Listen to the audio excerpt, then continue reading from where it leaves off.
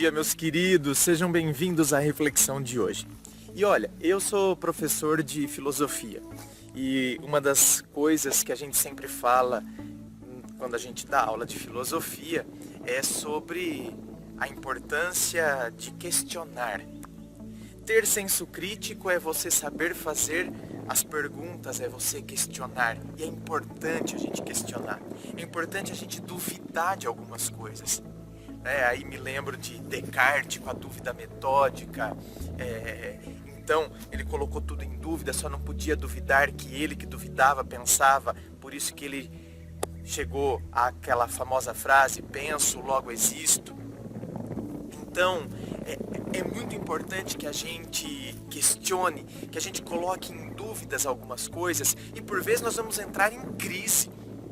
Quando a gente questiona, porque a gente começa a questionar as estruturas no qual nós estávamos apoiados. E é interessante que às vezes, algumas estruturas precisam ser demolidas para que a gente edifique outras, como por exemplo, aquela estrutura de sempre esperar que o outro venha me fazer feliz, de sempre esperar ou acreditar que então é sempre o outro motivo da minha infelicidade, assim como tem que ser sempre o outro motivo da minha felicidade.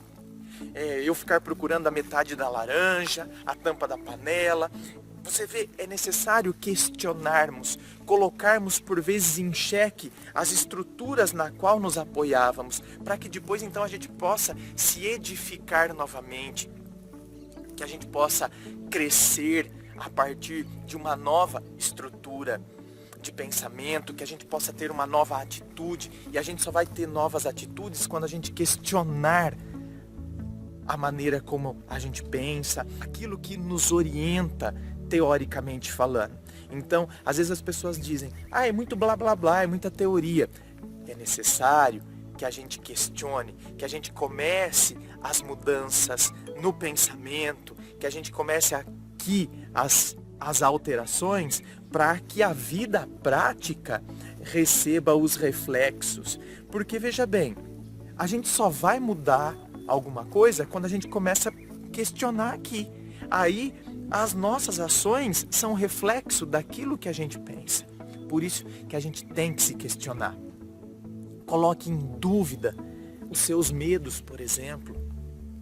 Coloque em dúvida seus medos. Gerencie a sua emoção. Não são os seus medos que devem controlá-lo, e sim o inverso. Então, não são os seus medos que devem te controlar, mas é você que deve controlá-los. Assim como não só os medos, as emoções. Eu estou dominado pela paixão. Não é a paixão que tem que te dominar, é você que tem que dominar as paixões. André, nessas coisas a gente não manda. Claro que a gente manda. É óbvio que a gente manda. O cavalo, ele é muito imponente, né? Ele é enorme. Porém, é o cavaleiro que controla o cavalo. Não é o cavalo que controla o cavaleiro. Então, veja bem. A emoção, ela parece muito mais forte. A raiva. Quantas pessoas que agem movidas pela raiva, impulsionadas pela raiva. E depois a pessoa vai dizer, então, mas foi a raiva que me controlou. Eu falei no calor das emoções. Olha lá, eu falei no calor das emoções. Foi o cavalo que controlou o cavaleiro. O cavalo, as emoções são o cavalo, meus queridos. Nós, justamente por termos a racionalidade, nós temos que dominar as nossas emoções. Nós temos que gerenciá-las. Não são elas que vão nos gerenciar. Não são os traumas que vão nos definir. Quantas são as pessoas que por vezes utilizam dos traumas para justificar as suas ações, os seus comportamentos? Eu sou assim porque eu nunca recebi amor. Eu sou assim porque meu pai sempre bateu em mim. Eu sou assim porque eu via minha mãe apanhando do meu pai. Eu não estou falando que isso não é horrível. Eu não estou falando que isso não deixou marcas profundas na nossa história. Pelo amor de Deus. Todos nós deveríamos ter recebido carinho, afeto e compreensão. E não é o que recebemos em muitos casos, em N situações, em relações de amizade, em relações familiares, em relações amorosas. recebemos o oposto daquilo que merecíamos ter recebido. Então não estou dizendo que aquilo não nos frustrou e que aquilo não nos machucou. Só que agora o que importa é o que eu vou fazer daqui para frente. Eu não posso ser vítima da minha história, mas eu preciso ser autor da minha história.